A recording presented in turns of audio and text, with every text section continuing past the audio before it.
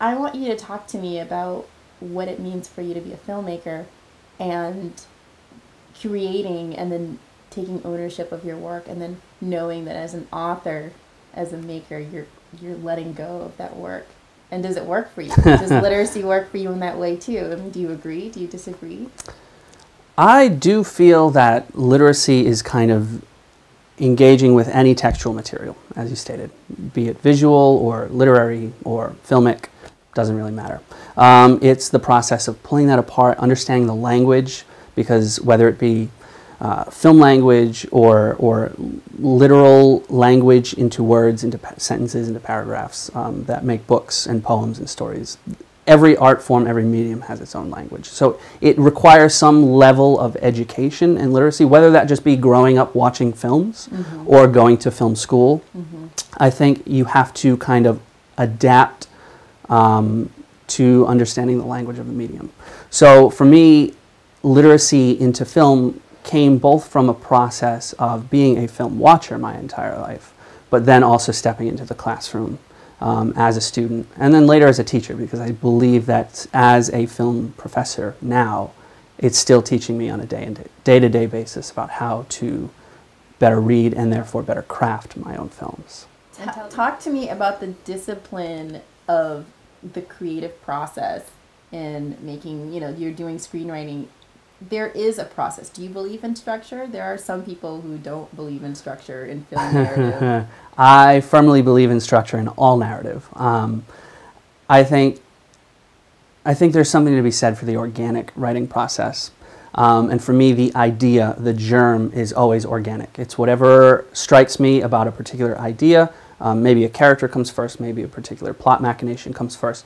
And I like to sit with that for literally weeks. I'll get an idea and it'll ruminate and I'll think, where can I take this? Where do I want to take this? But before I ever put pen to paper or finger to keyboard, it has to be mapped out structurally. I think that especially for screenwriting, especially for the amateur screenwriter looking to break into the business, structure is integral, because if your structure is down pat, it doesn't matter if the dialogue needs to be reworked. It doesn't matter if the looks of the characters need to be reworked. The basic idea of what constitutes your film cannot be changed. So Derek, tell me and tell us, what made you decide to go into film?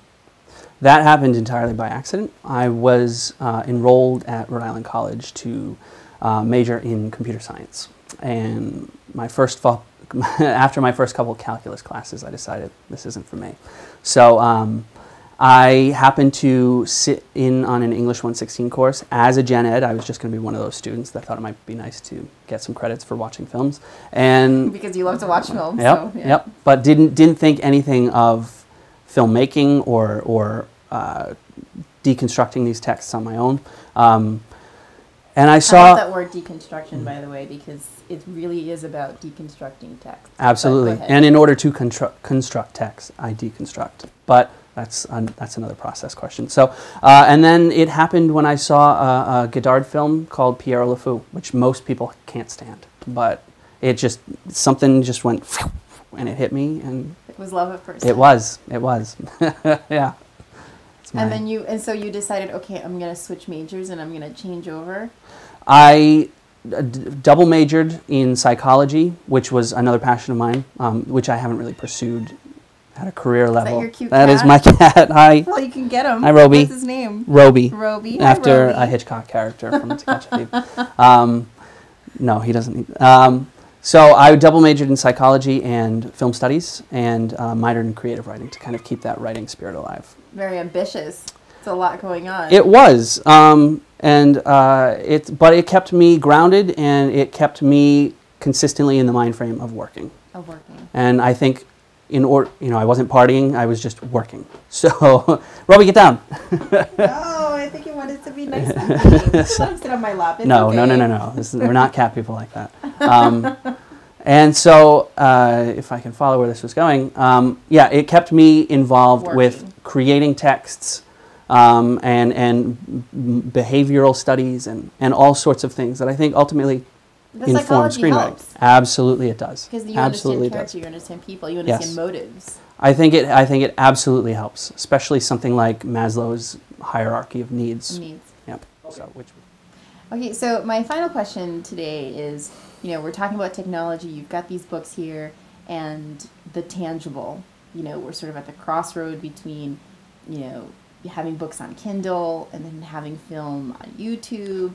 And we just had an interview. I did an interview with another person where she's creating children's books, and they're interactive books. And I used to think books are so sacred and you can't write in them, but now we want to be interactive. We want to engage. Yeah.